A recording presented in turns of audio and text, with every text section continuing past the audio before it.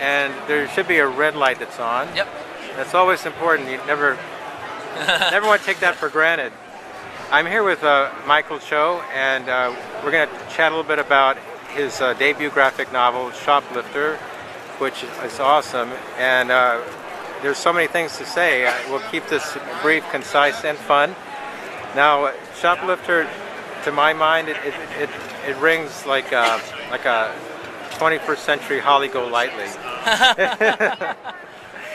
And it's fun, and I like the fact that it leaves so much unresolved. And some people have problems with it. There's a lot of great stories that just remain ambiguous, and all the better for it. Would you want to comment on the story structure and how you came about that? The story well, I didn't want to write a very, very pat ending because I don't think life has that. What I did want to do was resolve the issues, so some of the conflicts, but I didn't want, to be, you suddenly see everything all set up in place afterwards or something. But I knew that at the end of the story, the arc of the lead character, Corina Park, she's worked things out and she's in a better place, and you know that she's going to be okay. So that's the way that I saw the story. Because it's like that in life. There is no real resolution in this. I think she has to now live the rest of her life. And your other book that you're known for is a collection of artwork.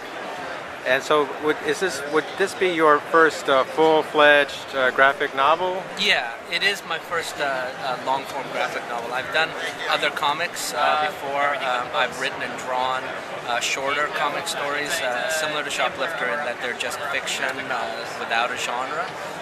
And I used to put those out as a web comic, or they were printed in literary magazines, or collected in anthologies. And they were sort of a process of working up to doing a long graphic novel like Shoplifter. But I've also worked as an artist, like drawing mainstream comic stories for like publishers like DC and Marvel and a smattering of things.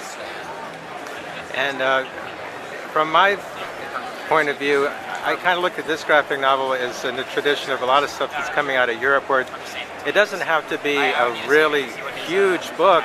It can be something that's, I don't know if the word modest is right, or the size that fits the story.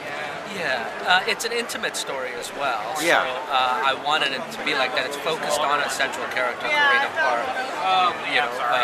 Her story isn't like a big, earth-shattering epic. It's a tale of a girl, a woman in her 20s, who works at an ad agency and has a literature background and is trying to deal with the conflict of wanting to be a writer, but stuck in a position and in a time of life where she doesn't know quite how to get to that goal.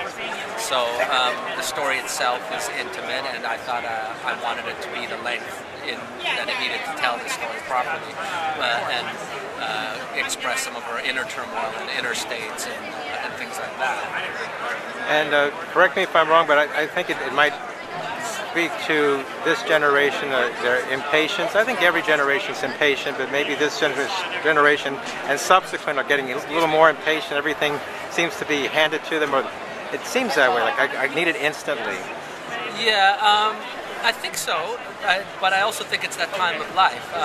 When you're in your mid-20s, I specifically chose that period in her life because for a lot of people, they've left school, they finished college, they've left the structure of things that are rules and systems that push them towards something like school, where they give you the program and they tell you what to do, and then you are in this period where now you have to do things for yourself, and you have your ambitions or your dreams, and you have to reach that on your own.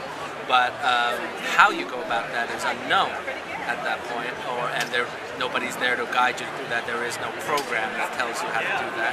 So it leads to a sense of impatience because you feel frustrated having now your life is supposed to begin, but you're trapped in a job that you don't like. And I think that's something a lot of people can relate to, and it does breed some anxiety in people. And you feel like you're treading water and you're not going where you're supposed to, and you don't know how to get there, which obviously can make you feel very impatient. Yeah. And your book, Shoplifter, comes out, I believe it's October, sometime in the fall? It launches September 2nd. September 2nd. Yes. Okay. And it'll be in all major bookstores, and we're going to do a tour of a bunch of cities in the U.S. tomorrow. Well, very cool. Are there any closing thoughts, any work that you're working on now that you want to hint at, share with us? Or? Well, Shoplifter is like the first of 5 graphic novels that I planned when I was planning to start writing and drawing my own graphic novels, and they're all somewhat interconnected. They don't have the same characters, but the stories are intertwined, and I'm hoping to work on them, plug away at it, and get them out one after the other in the next few years. Well, very good. I look forward to seeing more. Oh, thank you. Thank you so much.